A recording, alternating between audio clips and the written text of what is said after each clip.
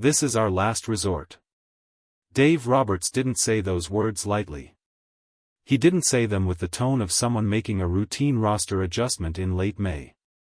He said them with the heaviness of a manager who had run out of options. Who had tried everything else. Who was now doing something he knew would send shockwaves through the baseball world. And when those words left his mouth, the room didn't just go quiet. It went cold. 3 players. Designated for assignment. All at once. On the same day. Just hours before the Dodgers were set to face the Arizona Diamondbacks in a series that suddenly felt far more important than the schedule suggested. This wasn't a game. This was a statement. This was desperation dressed up as decisiveness. And at the center of it all were 2 shocking changes to the starting lineup that no one saw coming. But before we get to what Roberts did, we need to understand what led him here. Because decisions like this don't happen in a vacuum. They happen after sleepless nights. After conversations that go nowhere. After watching the same problems repeat themselves over and over until something breaks. The Dodgers were supposed to be untouchable this season. They had Shohei Ohtani. They had Mookie Betts. They had Freddie Freeman. On paper, they looked like a team that could run away with the National League West without breaking a sweat. But baseball isn't played on paper. And somewhere between the expectations and the reality, cracks had started to form. The bullpen had been inconsistent. The defense had made costly errors. And worst of all, the lineup, the one thing everyone thought was bulletproof, had started to look predictable. Opposing teams had figured out the rhythm. They knew when to pitch around certain hitters. They knew when to attack. And the Dodgers, for all their talent, had started to look ordinary. Roberts had tried the subtle adjustments first. Moving guys up and down in the order. Giving rest days to players who looked tired. Tinkering with the bullpen rotation. But nothing stuck. The losses kept piling up in ways that didn't make sense.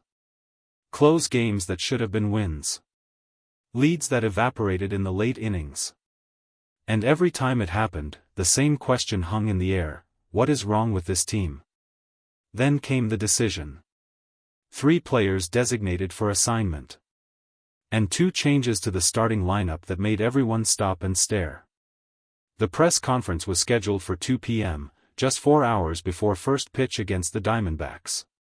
Roberts walked into the room with the kind of expression that told you everything before he even opened his mouth. His jaw was tight. His eyes were focused, but not sharp, more like someone who had made a decision and was now bracing for the consequences. A reporter asked the question everyone wanted answered: "Dave, can you walk us through the roster moves and what led to this decision?" Roberts exhaled slowly.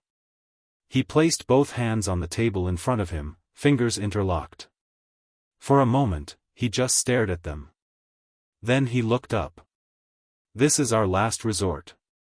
The words landed like a hammer. No sugar-coating. No corporate speak about exploring options or making adjustments. Just raw honesty. "We've tried everything else," he continued. "We've shuffled the lineup.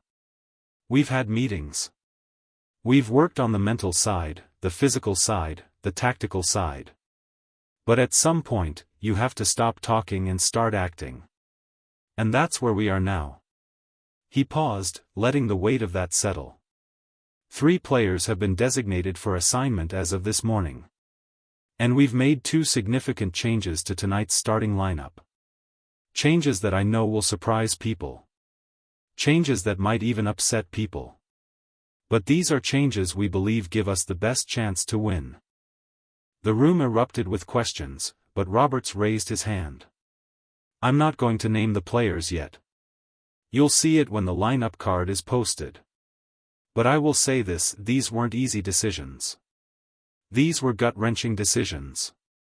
Because every player in that clubhouse has given everything they have. But sometimes, giving everything isn't enough. Sometimes you need to be in the right role. The right spot. And we weren't putting people in positions to succeed. Another reporter cut in, "Dave, you said this is a last resort. Does that mean you feel the season is slipping away?" Roberts shook his head, but not convincingly. "I don't think the season is slipping away. But I do think we were headed in a direction that wasn't sustainable. You can feel it. The energy in the clubhouse. The way games were unfolding. We needed a jolt. A reset. And that's what this is." But it wasn't just about the Dodgers' internal struggles. There was something else brewing. Something that had Shohei Ohtani visibly frustrated. And it had nothing to do with the lineup changes. MLB had made a request. Not a suggestion. A request. And it involved the All-Star game. Ohtani had been named to the All-Star team, as expected. But this year, MLB wanted something more. They wanted him to participate in the Home Run Derby. They wanted him to pitch in the All-Star game. They wanted him to do media appearances, fan events, and promotional shoots leading up to the game. In short, they wanted to turn him into a one-man marketing campaign. And Ohtani? He was furious. It came out in a brief exchange with reporters after a team workout 2 days before the Diamondback series. A Japanese reporter asked him about the All-Star plans, and Ohtani's response was uncharacteristically sharp. "They want me to do everything," he said, his voice low but firm. "Home Run Derby. Pitching. Interviews. Events. Like I'm not a real player. Like I'm just content." He paused, and you could see the frustration in his eyes.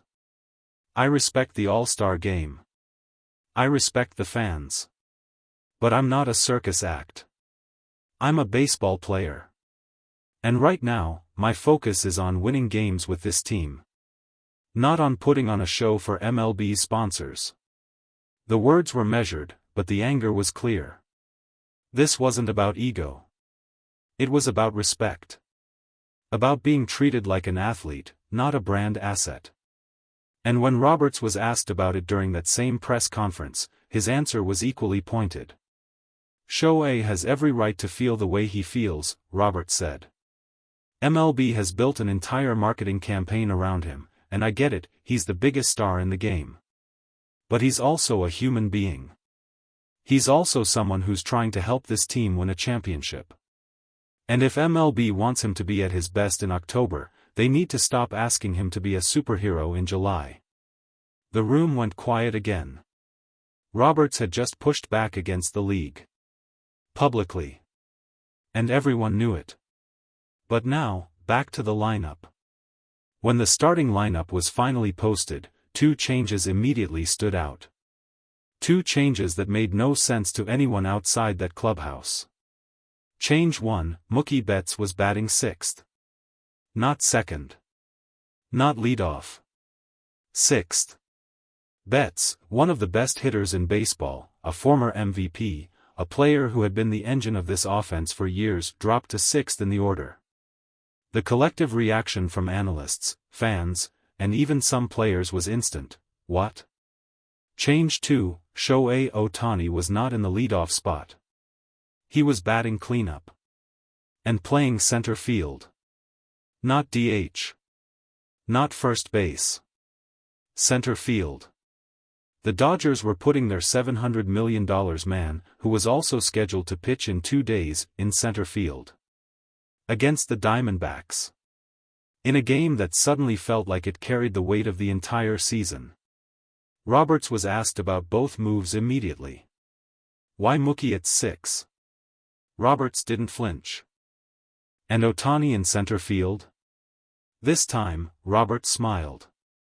Just a little. Shohei is an elite athlete. We've seen him play the outfield before. He's got the range. He's got the arm. And frankly, we need his bat in the lineup every single day. This allows us to do that while also managing his workload as a pitcher. It's unconventional. I know that. But so is everything about Shohei. But the real question, the one nobody wanted to ask out loud, was whether this was brilliance or panic. Andrew Friedman, the Dodgers' president of baseball operations, had been silent through most of the roster chaos. But in a rare one-on-one interview that afternoon, he was asked point-blank, "Is this desperation?" Friedman leaned back in his chair. He didn't answer right away. He seemed to be weighing how honest he wanted to be. "I think desperation implies we're out of options," he finally said. "We're not out of options. But we are out of patience. There's a difference." He continued. "We have the talent to win the World Series. We know that. But talent doesn't win championships. Execution does. Discipline does. And right now, we weren't executing. So yes, we made bold moves. Yes, we made changes that will raise eyebrows. But we'd rather be bold and wrong than passive and regretful." Back in the clubhouse, the players were processing everything in real time. Mookie Betts, when asked about hitting sixth, just shrugged. "I've hit everywhere in the order. It doesn't matter to me. If Dave thinks this gives us a better chance to win, then I'm all for it." But his eyes told a different story. There was frustration there. Not at Roberts. But at the situation. At the fact that a team this talented was in a position where they needed to make desperate changes just to find a rhythm. Ohtani, meanwhile, was quieter than usual. He didn't address the lineup change directly. But when asked about playing center field, his answer was simple. "I'll play wherever they need me. That's not the issue." "Then what is the issue?" a reporter followed up. Ohtani looked directly at the camera. "The issue is people forgetting that we're here to play baseball. Not to sell tickets.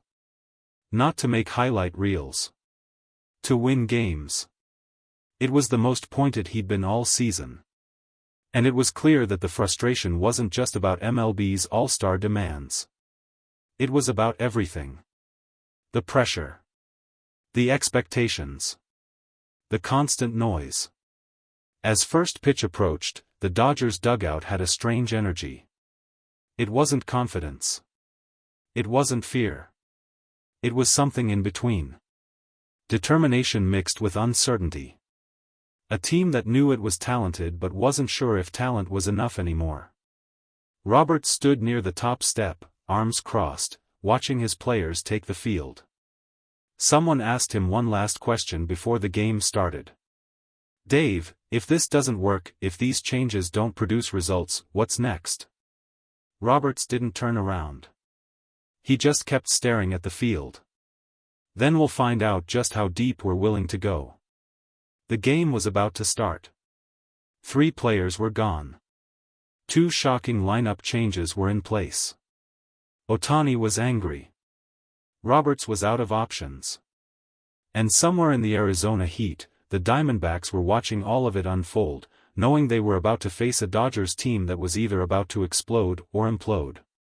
This wasn't just a game anymore. This was a last resort.